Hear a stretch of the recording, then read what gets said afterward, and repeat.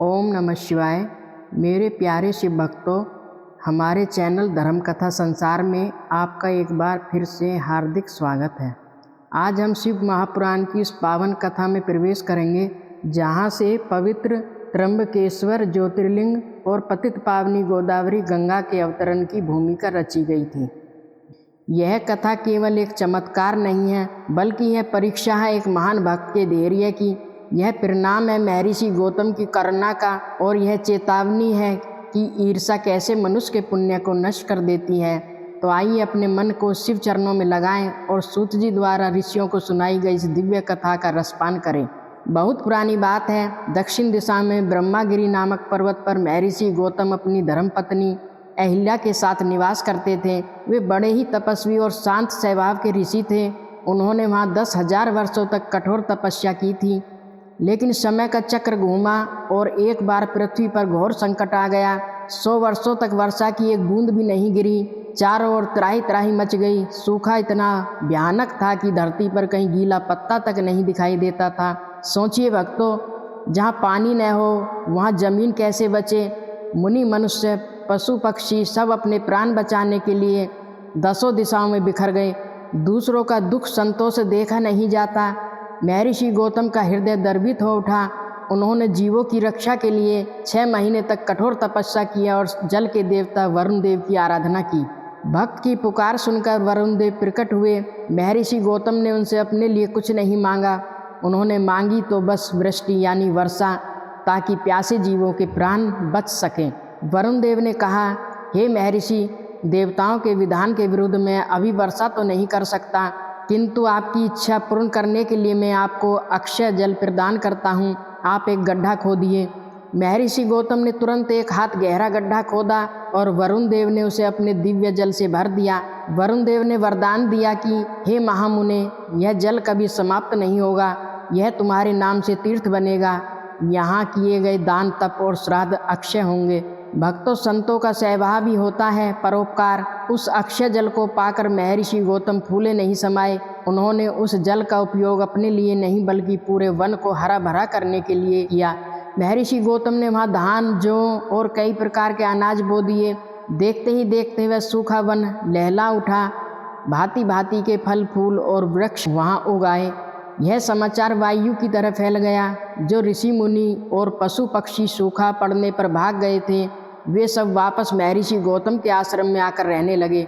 वहाँ का वातावरण आनंदमयी हो गया। हजारों ऋषि अपने शिष्यों और परिवारों के साथ वहाँ बस गए।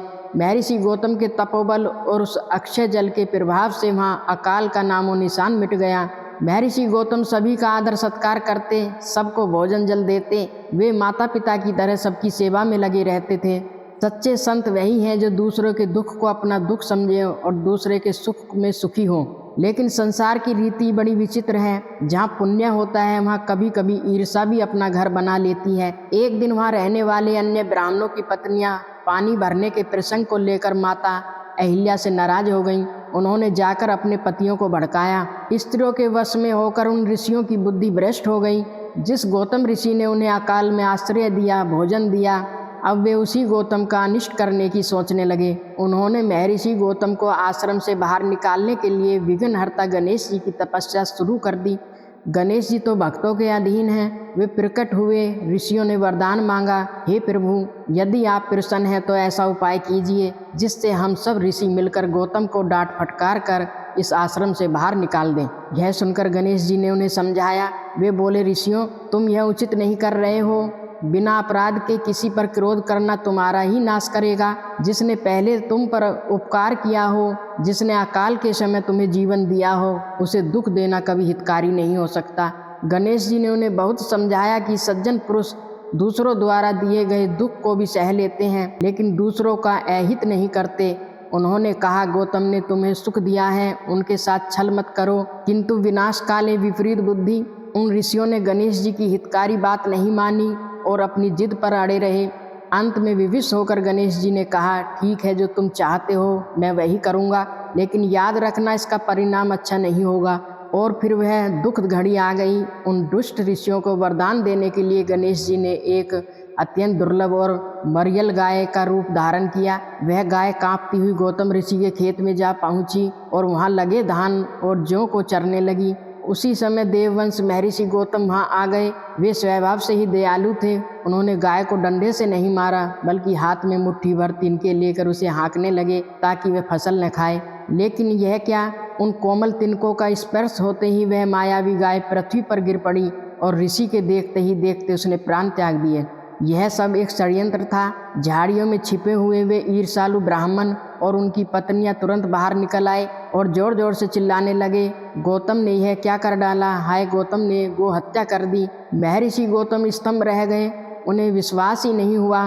उन्होंने अपनी पत्नी अहिल्या को बुलाया और कांपते हुए स्वर में कहा, देवी यह कैसे हुआ, लगता है ईश्वर मुझ पर कुपित है, मुझे हत्या का पाप लग गया है। वे ऋषि जिनके प्राण गौतम ने बचाए थे अब उन्हें गालियां देने लगे। उनके शिष्य और पुत्र भी गौतम को धिक्कारने लगे।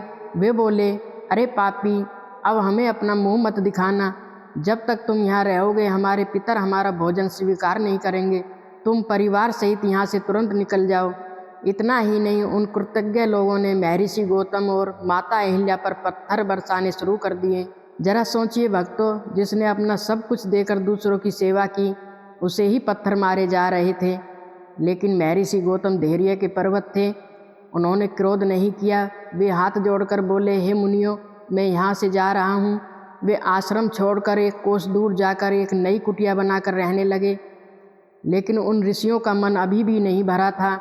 वे वहाँ भी पहुँच गए और बोले, गौतम, जब तक तुम्हारे सिर पर गो हत्या का पाप है तुम्हें कोई वैदिक कर्म करने का अधिकार नहीं है।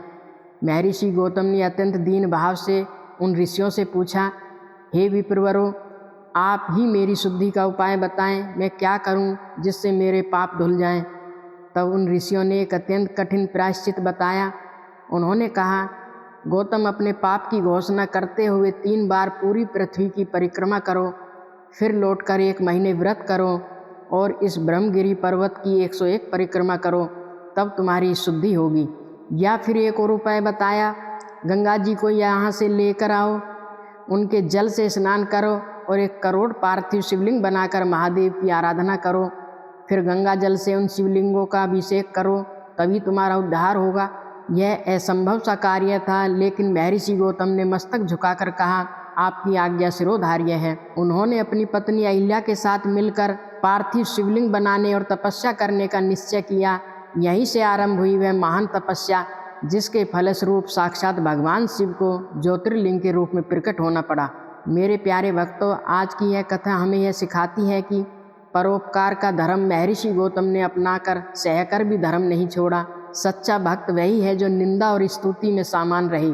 ईर्षा का परिणाम, उन ऋषियों ने ईर्षावश गौतम को दुख दिया, लेकिन अंत इसी घटना से महर्षि गौतम को भगवान शिव का ऐसा सानिध्य मिला जो उन ऋषियों को कभी नहीं मिल सकता था। ईर्षा करने वाला अनंततः अपना ही नुकसान करता है। अगले भाग में क्या महर्षि गौतम 1 करोड़ शिवलिंग बना पाएंगे और कैसे धरती पर उतरेगी माँ गंगा गोदावरी और कैसे प्रकट होंगे त्र्यंबकेश्वर महादेव, यह सब हम जानेंगे अगले भाग में। अगर आपको महर्षि गौतम की यह पावन कथा पसंद आई हो तो कमेंट बॉक्स में सच्चे हृदय से हर हर महादेव लिखें और पुण्य के भागी बने। हमारे चैनल धर्म कथा संसार को सब्सक्राइब करना न भूलें। भगवान शिव आप और आपके परिवार पर अपनी कृपा दृष्टि बनाए रखे।